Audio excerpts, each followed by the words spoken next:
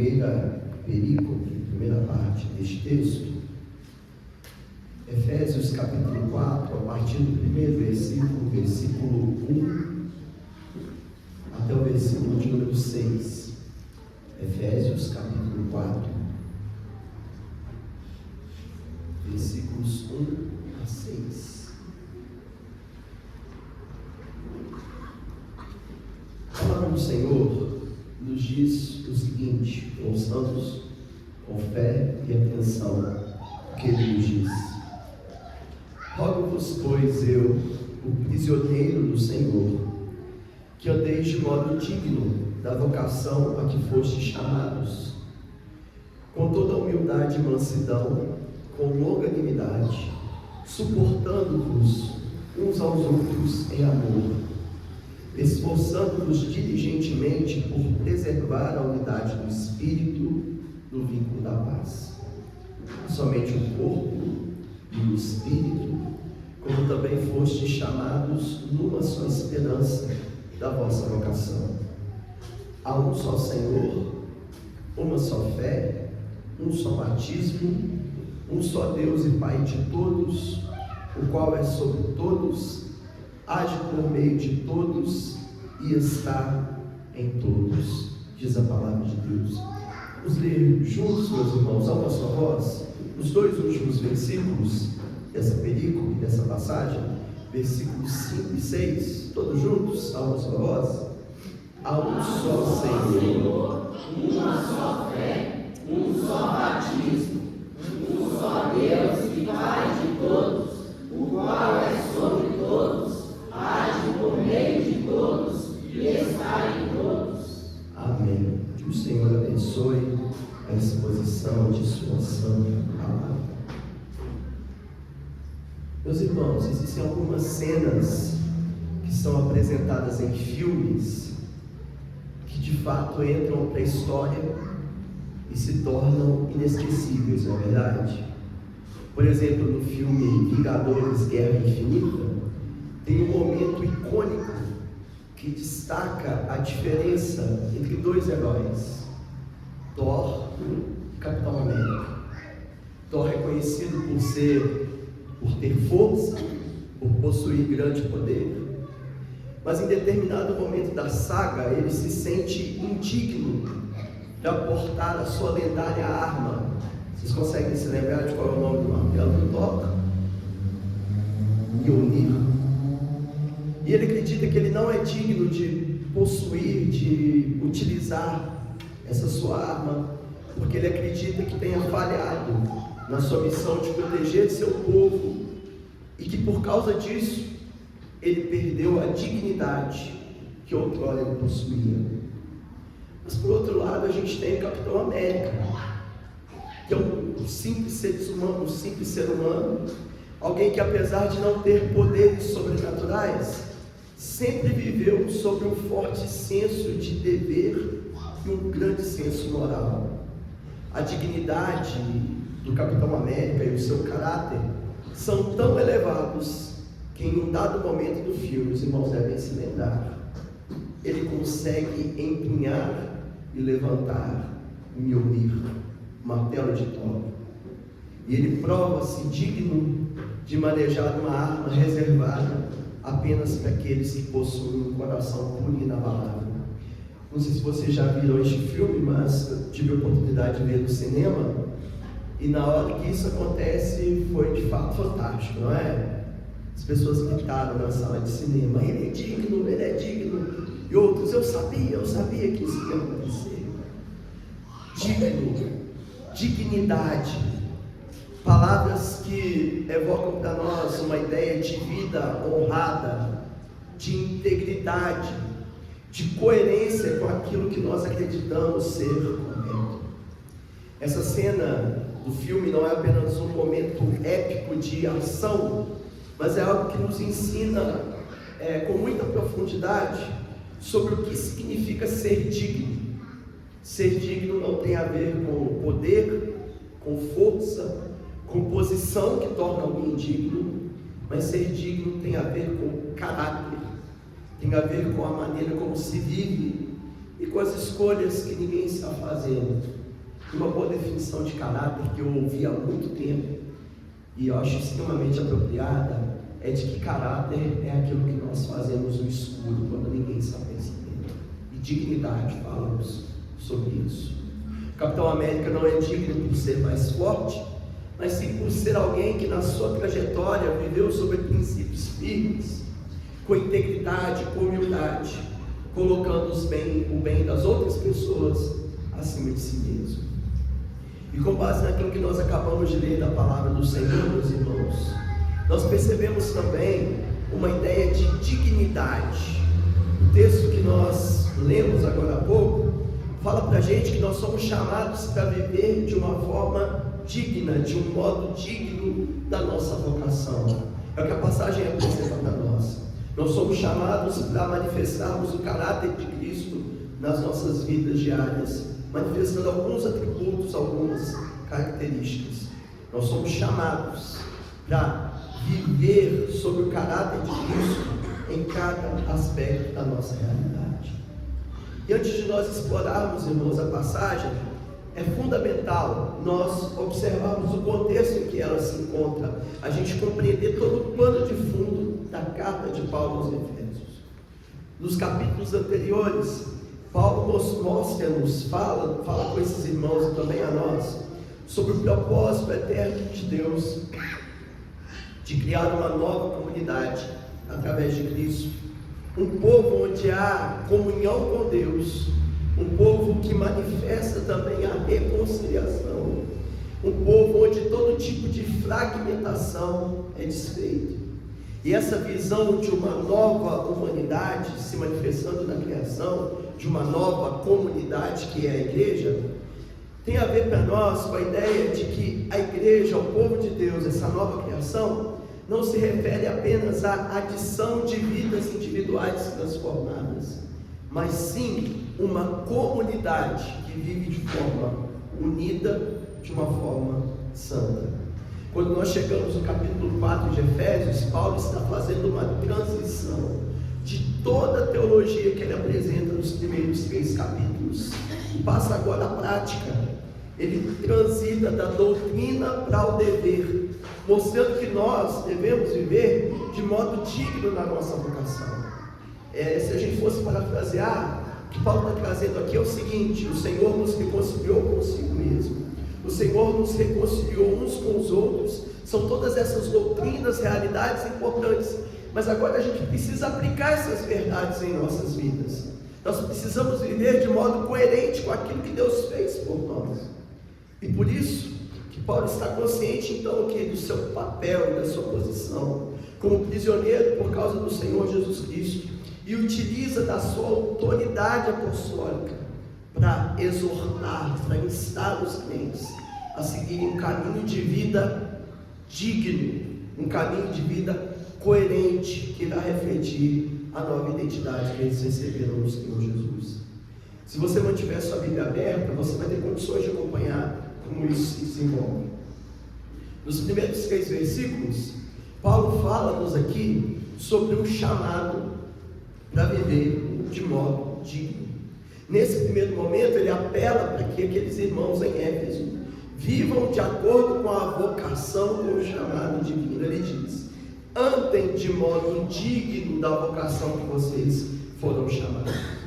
E esse verbo que aparece aqui, irmãos, andar, ele é de fundamental importância na Bíblia Sagrada, especialmente nos escritos paulinos, porque Paulo frequentemente utiliza esse verbo andar para descrever a vida cristã. Andar não é simplesmente um ato de caminhar, um ato físico de caminhar, mas é uma ideia de linguagem que tem a ver com comportamento, com vida santificada, até mesmo com continuidade e com progressão, com testemunho. Paulo então diz que nós devemos viver de modo digno, andar de modo digno. Aqui temos um chamado para as nossas vidas, e Paulo não está trabalhando aqui apenas uma ideia de comportamento ético superficial, mas é algo fundamentado na dignidade da chamada divina. Deus nos chamou, uma vez que ouvimos a voz do Senhor, nós devemos responder com as nossas vidas de forma coerente com o chamado que Deus tem para as nossas vidas. A nova sociedade de Deus, a nova comunidade de Deus é composta por um só povo, um povo formado por judeus e também por gentios, um povo que unido forma a família, a única família de Deus. Então a vida digna do cristão deve refletir essas características principais: uma vida de unidade e uma vida de pureza, uma vida de pureza na presença do Senhor. Há pelo menos aqui, irmãos, nesses primeiros versículos, os 3 primeiros versículos, 5 qualidades que são essenciais para que os cristãos manifestem nesse mundo essa vida digna, para que eles vivam de modo digno com a vocação que receberam. Paulo fala sobre humildade, o texto bíblico está mostrando isso para nós, fala sobre mansidão, fala sobre longanimidade, que é o mesmo que paciência, fala sobre suporte mútuo e fala sobre paz. Essas qualidades todas manifestam a unidade que deve ser expressa pela igreja de Deus como povo que manifesta o reino do Senhor aqui na terra.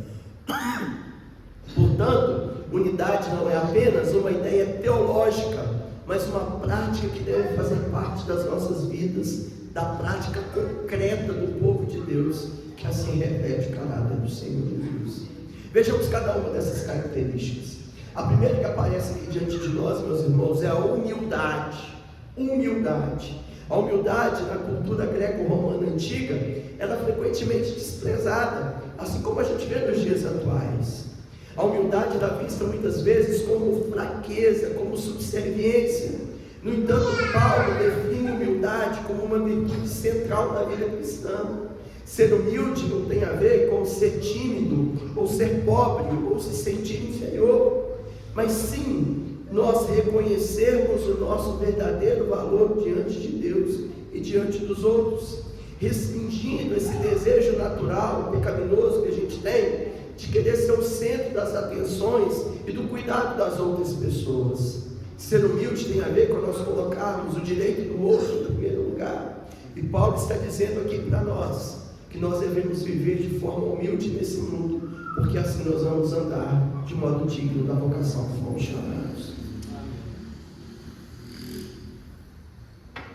Em seguida, Paulo fala sobre mansidão. E o que é mansidão? Mansidão é o poder controlado. Mansidão poderia ser, em certo sentido, um sinônimo de gentileza. E assim como a humildade, a mansidão muitas vezes é interpretada como uma fraqueza. Mas Paulo está aqui apresentando para nós a mansidão como uma força sob controle. Ser manso, ser gentil, significa nós lidarmos com as outras pessoas com bondade, com compaixão.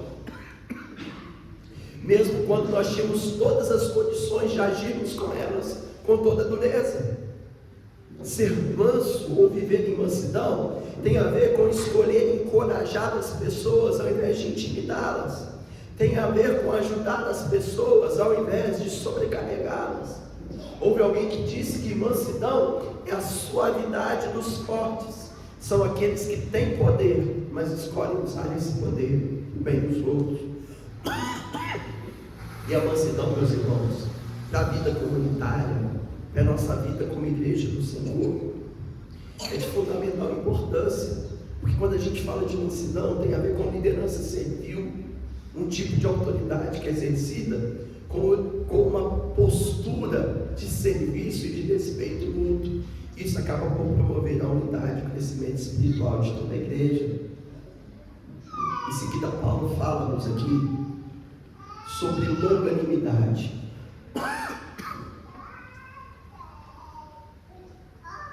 Nós vamos assim, tossindo de igual em igual de água até o final. Longanimidade tem a ver com paciência. Ser paciente aqui no contexto de Efésios, meus irmãos, significa nós sermos longânimos, nós sermos pacientes em relação às vidas das outras pessoas.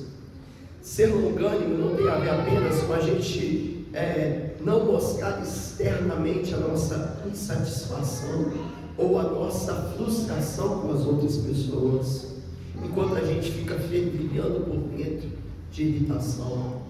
Paciência, segundo a palavra de Deus, é uma disposição interna gerada pelo poder do Espírito Santo nas nossas vidas, que nos torna lentos em repreendermos ou punirmos as pessoas, reconhecendo que todos os nossos irmãos e nós também, nós estamos num processo de crescimento espiritual.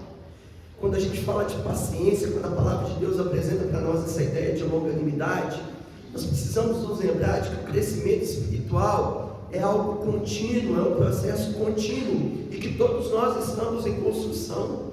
E quando nós somos pacientes uns com os outros, especialmente dentro da comunidade de fé, nós criamos um ambiente onde as pessoas se sentem seguras para elas poderem crescer, para elas poderem mudar, sem o medo constante de um julgamento, de uma crítica inadequada. A palavra de Deus continua falando para nós.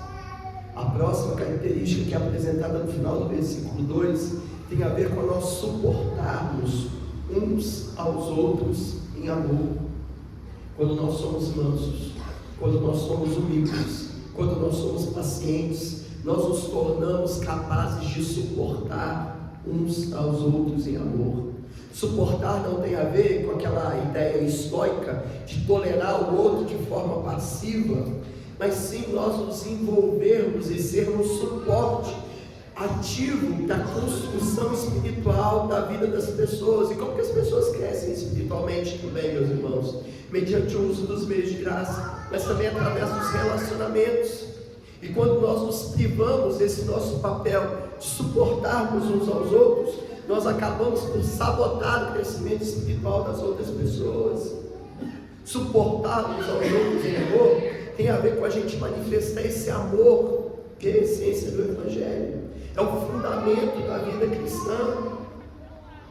Tem a ver com nós colocarmos as necessidades dos outros acima das nossas, e assim espelharmos o amor do Senhor Jesus nesse mundo. Esse suporte mútuo, meus irmãos, é de fundamental importância para a unidade da igreja, porque quando nós vivemos dessa forma, nós entendemos que acima do meu bem-estar está o bem-estar da comunidade, e isso acaba promovendo solidariedade entre todos os membros da igreja. Paulo prossegue falando, e ele fala-nos sobre esforçar-se. Me ajude aí, versículo 3. Me ajude enquanto eu dou mais algumas tossidas em meio a uma água. Esforçando-nos diligentemente por preservar a unidade do Espírito no vínculo da paz. Queria estar com essa voz de vocês. A paz que é aqui mencionada, meus irmãos, não é apenas uma ausência de conflito, mas é um estado ativo de harmonia. Veja, a paz não é um estado natural das coisas. A paz não é um estado em que todos os elementos coordenados se encontram e chegam à paz simplesmente por causa de alguma passividade, como que se eu cruzar meus braços a paz vai acontecer. Não é disso que a palavra de Deus está falando. A palavra de Deus está colocando aqui para nós algo ativo, esforçando-nos. É um estado ativo de harmonia, de bem-estar, que resulta em reconciliação de relacionamentos, vidas guiadas pelo poder do Espírito. Essa é a paz que vai servir como ambiente para que todas essas outras virtudes descritas nessa passagem possam florescer.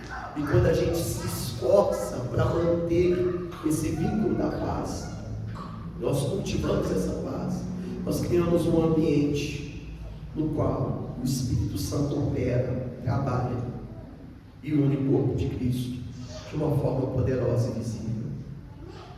Mas a passagem continua nos falando, e aqui a gente tem a segunda seção da passagem, nos versículos 4 e 5, que aponta para nós o caminho sobre a unidade do corpo de Cristo.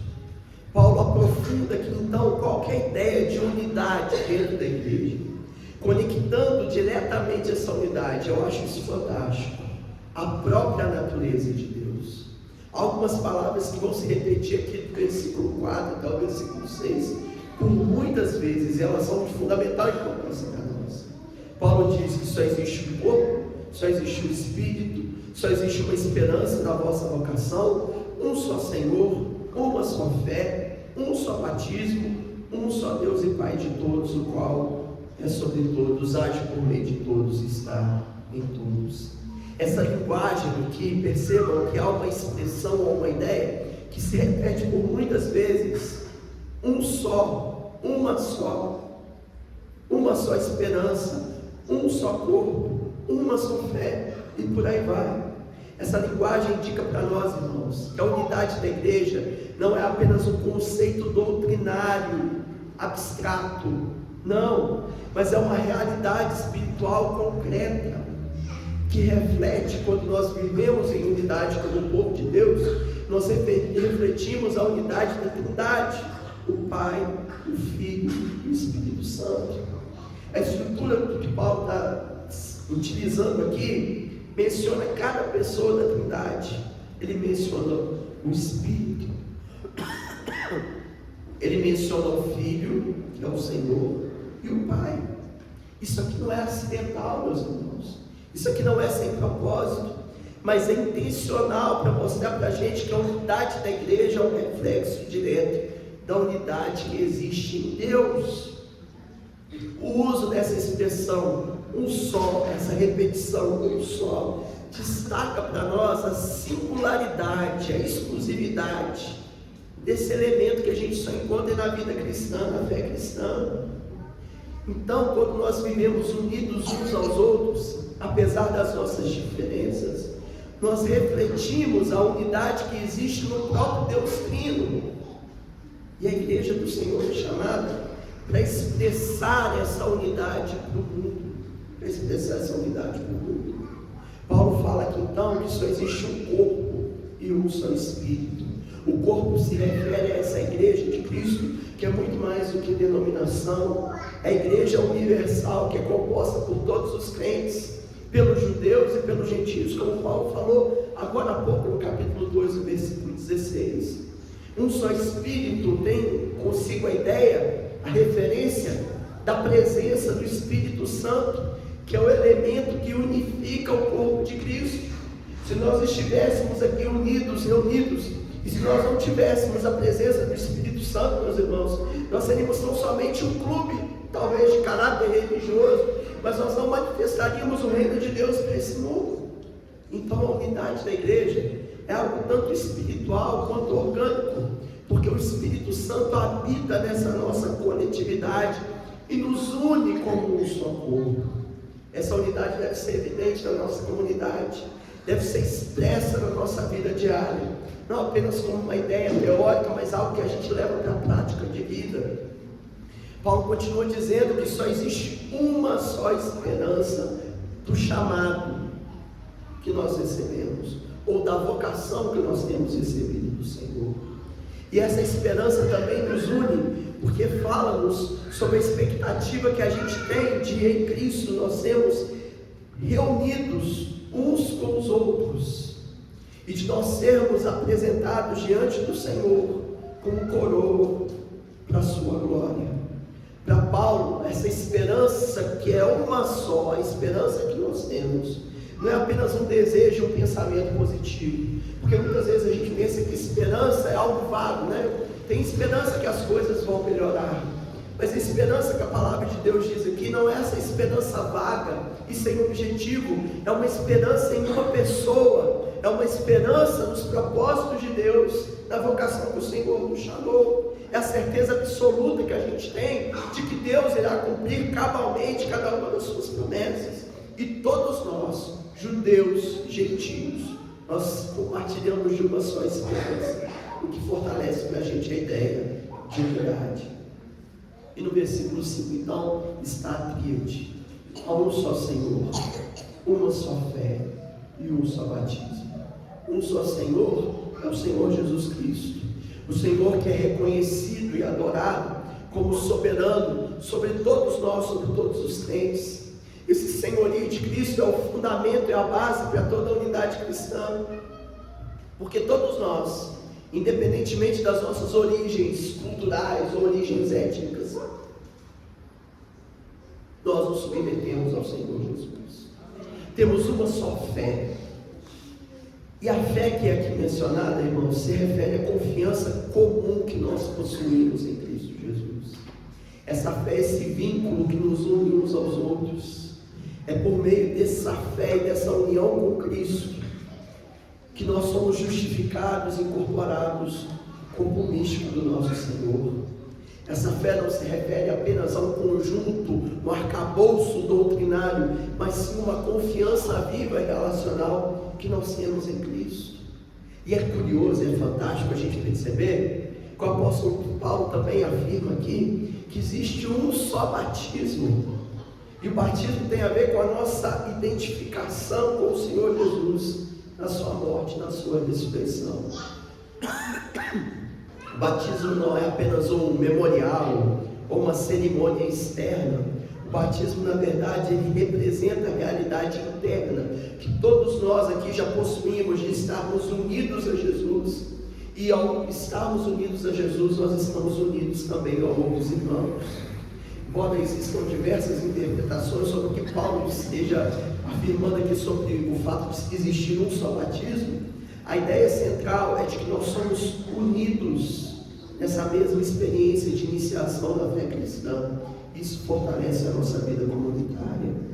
Logo, irmãos, o que a palavra de Deus está apresentando aqui para nós, que unidade dentro da igreja não é apenas uma abstração espiritual, mas sim uma realidade visível, inequívoca, uma realidade que nós experimentamos em nosso cotidiano, uma unidade que é criada pelo próprio Deus, uma unidade que é indiscutível justamente por causa desse fato, porque é Deus quem criou essa unidade, mas nós temos ainda assim o papel de manifestar essa unidade de forma visível, demonstrando para todo mundo o poder do nosso Senhor Jesus Cristo.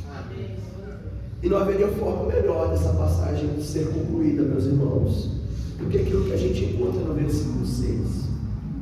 Efésios 4:6 destaca para a gente o fundamento final da nossa unidade. É o próprio Deus, o Deus e Pai de todos. Veja só, Paulo afirma que há um só Deus e Pai de todos, o qual é sobre todos, age por meio de todos e está em todos. Vejam, a unidade da igreja está enraizada na própria natureza de Deus. O Deus que é transcendente, acima de qualquer explicação, de qualquer conceituação humana, mas é um Deus que também é imanente, um Deus que se relaciona com a humanidade. Quando Paulo afirma que só há um Deus e Pai de todos, ele está dizendo aqui para nós que Deus é o único Pai verdadeiro de todos os crentes, independentemente de suas origens étnicas, culturais, independentemente de sua classe social. Esse conceito da paternidade de Deus sobre os crentes transcende, meus irmãos, qualquer tipo de divisão humana, de divisão por conta de pele, corpo de pele, por conta de cultura, por conta de profissão.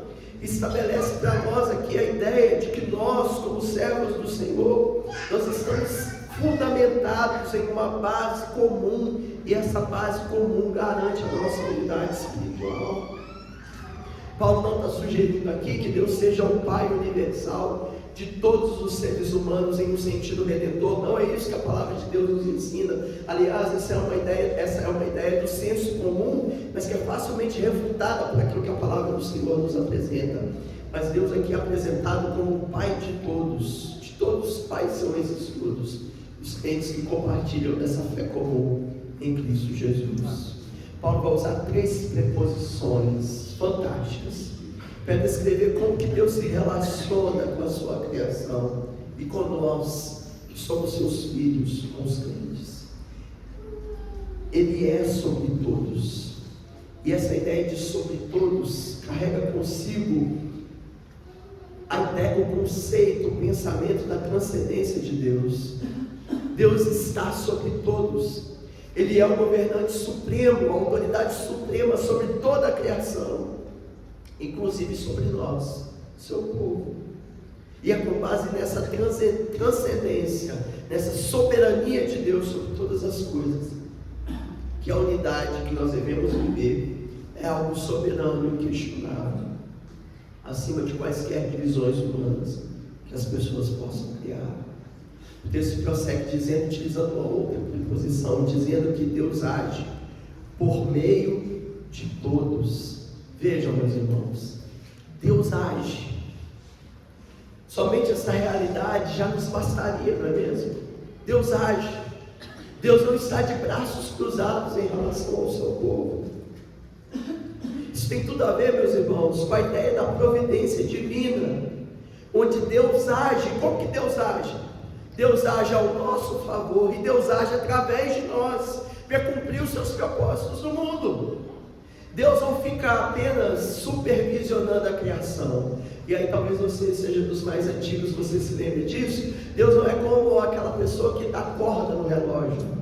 Os mais jovens não sabem o que é isso. Eu também não sei, eu vi isso no filme, não sei o que é isso, dar corda. Mas as pessoas davam corda no relógio, deixavam o relógio ali correndo. Deus não é como esse ser que dá corda no mundo e fica de braços cruzados, ou distante, ou alienado do que acontece no mundo. Não, Deus age, meus irmãos. Deus trabalha. Ele não apenas supervisiona a criação, mas Deus está envolvido na criação de forma ativa. E Deus opera nesse mundo através das nossas vidas. Deus não está em silêncio.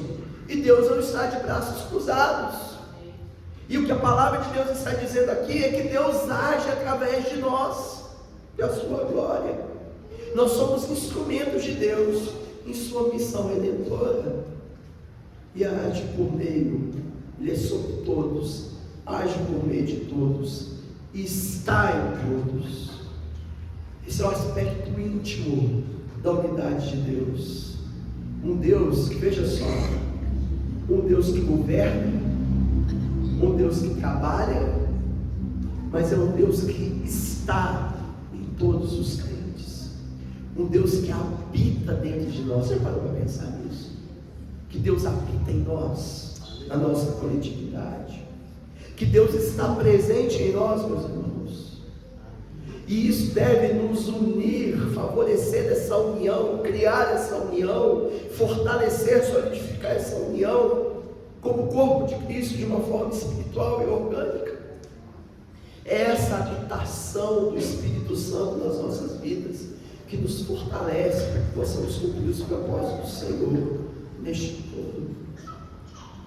E quando a gente nota todas essas realidades, esse Deus que nos diz o que é andar de modo digno, esse Deus que fala de realidades profundas relacionadas ao seu próprio ser, e como que esse Deus relaciona a sua própria natureza com a unidade que a gente deve viver como um povo de Deus, surge nos nossos corações uma demanda realmente importante. É belo perceber isso, não é? Mas como que essa escritura pode se cumprir nas nossas vidas? De que maneira o que Deus está nos instruindo aqui na sua palavra pode se tornar realidade no nosso cotidiano? E aqui eu quero que a gente explore algumas aplicações práticas que vão nos ajudar a viver de modo digno da vocação que nós somos chamados. Paulo nos chama, a palavra de Deus aqui nos chama para nós andarmos de modo digno. Irmãos, isso tem a ver com uma mera moralidade exterior,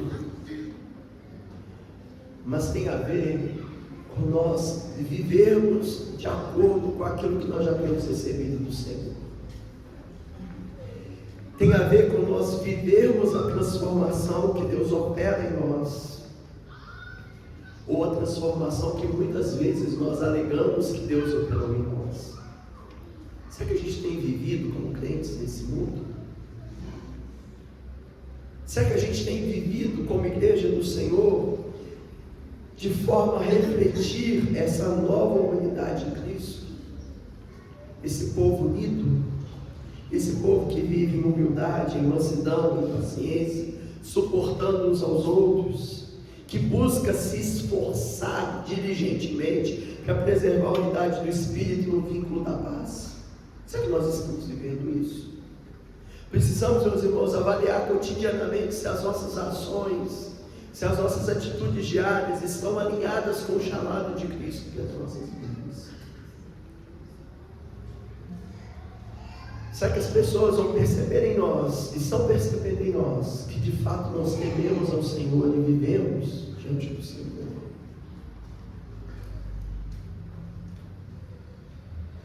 Será que as pessoas percebem Jesus nas nossas vidas? Precisamos nos perguntar a nós mesmos, com a graça do Senhor e com o poder do Espírito Santo atuando em nossas vidas, as minhas escolhas e os meus comportamentos são dignos da minha vocação em Cristo?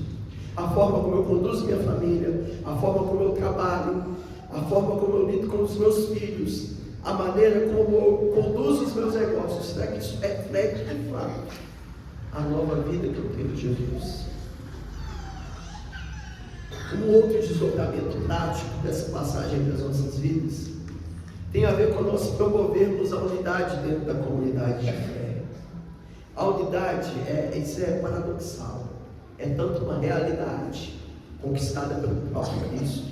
Jesus orou por essa unidade em João 17, essa unidade entre todos os crentes, mas ao mesmo tempo que ela é uma realidade, nós somos chamados pela palavra de Deus nessa passagem aqui, para nós nos esforçarmos diligentemente para preservar essa unidade do Espírito no vínculo da paz.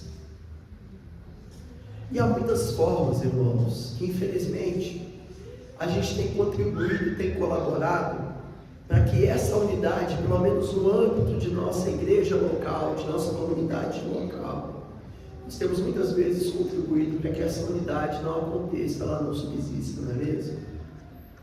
Muitas vezes nós levamos conversas que não devem ser levadas, muitas vezes nós apresentamos discordâncias por motivos banais, fúteis, muitas vezes nós manchamos a reputação dos irmãos da própria igreja de Cristo com as nossas palavras e com os nossos gestos.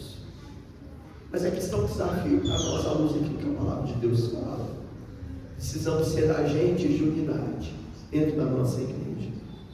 Isso tem a ver, irmãos, com nós resolvermos conflitos de maneira piedosa. Conflito vai existir em todo lugar. Já parou para pensar? Você é casado? Você nunca brigou? Nunca teve conflito? Se alguém balança a cabeça, eu acho que não. Nós vamos orar no final. Onde quer que exista relacionamento, irmãos, existe conflito, porque existe diferença de percepção, existe diferença de forma de falar, de lidar, de pensar. E nem sempre as coisas são preto no branco, no sentido de relacionamentos. Muitas vezes nós precisamos ceder um pouco mais, abrir mão do nosso próprio modo de vista. Isso tem a ver com tudo que a palavra de Deus fala aqui para nós: ser humilde, ser manso, ter paciência, suportar, preservar esse vínculo da paz. Nós somos chamados aqui então, irmãos, não para meramente evitar os conflitos, mas para nós lidarmos com os conflitos de uma forma cristã, de uma forma piedosa, de uma maneira pacífica. Paradoxal isso, né? Resolver conflitos de forma pacífica. Mas pelo poder do Espírito Santo nas nossas vidas, a gente tem condição de viver essa realidade. Precisamos ser agentes em nossa comunidade de fé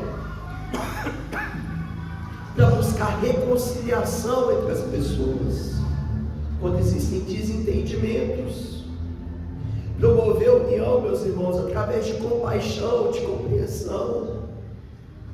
Porque quando a gente faz isso, a gente reflete o amor de Cristo em cada interação que nós temos. Precisamos ser agentes de unidade, instrumentos de Deus. Deus age no mundo, não é isso? Deus quer agir através das nossas vidas, sendo instrumentos de unidade, de reconciliação dentro da nossa comunidade de fé.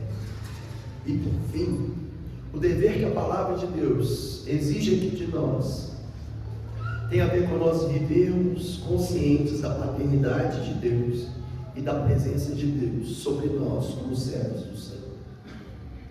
Fundamento de toda essa unidade aqui, irmãos, é Deus.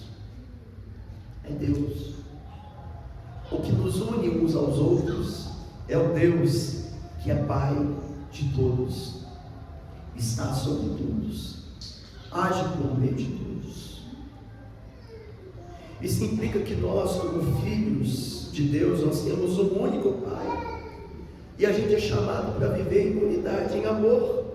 Temos a presença de Deus nas nossas vidas, e a presença de Deus nos capacita para nós vivermos em união, nos motiva para a gente poder tratar uns aos outros com respeito e com cuidado, reconhecendo que todos nós fazemos parte de uma grande família espiritual. Isso é transformador para as nossas vidas, meus irmãos, quando a gente reconhece a paternidade de Deus sobre as nossas vidas, sobre a vida dos nossos irmãos. Nós passamos a tratar as pessoas com respeito, sabendo que Deus habita nessa nossa coletividade, nessa nossa comunidade. E nós somos chamados então pela palavra do Senhor a fortalecermos essa unidade em todas as áreas da nossa vida. Para a gente poder encerrar.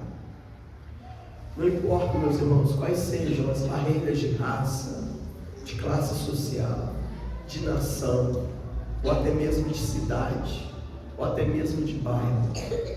Eu sei que o ser humano ama uma rivalidade, não é? Te ama uma rivalidade. Mas nós, como povo de Deus, a gente é chamado para romper com todo tipo de rivalidade entre nós. Somos chamados para amarmos uns aos outros com o amor com que Deus nos deu. O Senhor Jesus disse em João capítulo 13, a partir do versículo 34, que o mundo inteiro saberia que nós somos seus discípulos. E aqui vai uma coisa para as nossas vidas.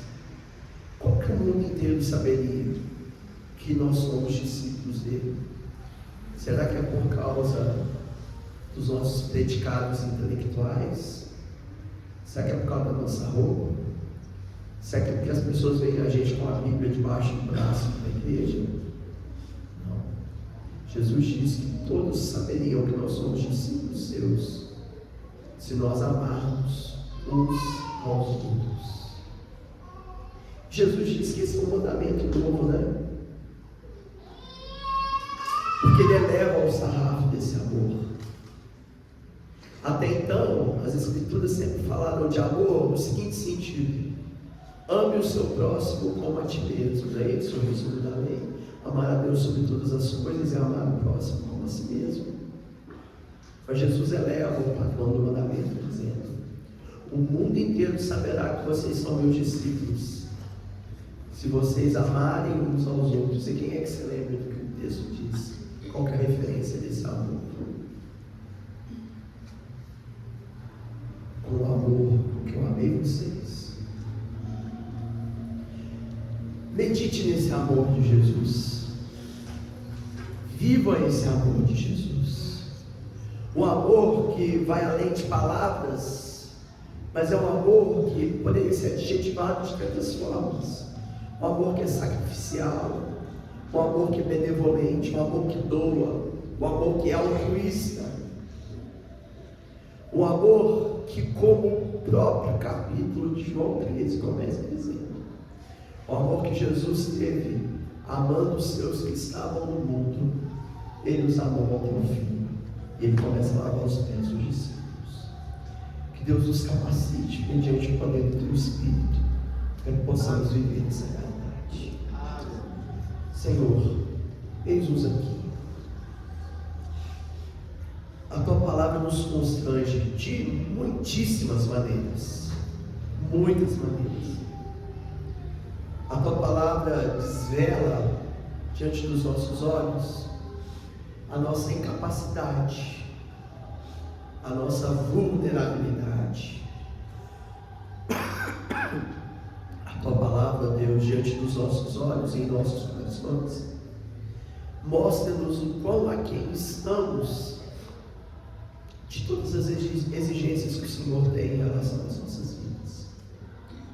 Porém, ó Deus, humildemente nos aproximamos de Ti, Senhor, e lhe pedimos que nos ajude Nos ajude, ó Deus, a viver de modo digno da vocação que nós temos recebido. Nos ajude a viver com humildade, com mansidão, com paciência, amando, suportando uns aos outros em amor. Ajuda-nos, Senhor, a esforçarmos, cada um de nós, a se esforçar diligentemente a preservar a unidade do Espírito no vínculo da paz. Que essa realidade da unidade do seu ser, da unidade da Trindade, possa se manifestar na vida comunitária aqui da Igreja Presbiteriana de Congonhas. Que em nome do Senhor Jesus, ó Deus, nossas vidas possam estar unidas em um só propósito, apesar dos conflitos, das eventuais divergências. Que acima de tudo, ó Deus, que aquilo que nos une, que aquilo que nos amarra uns aos outros, seja marcante e seja determinante em nossas vidas. Nós, como teu povo, te oramos dessa forma, em nome de Jesus. Amém. Que Deus nos abençoe, meus irmãos.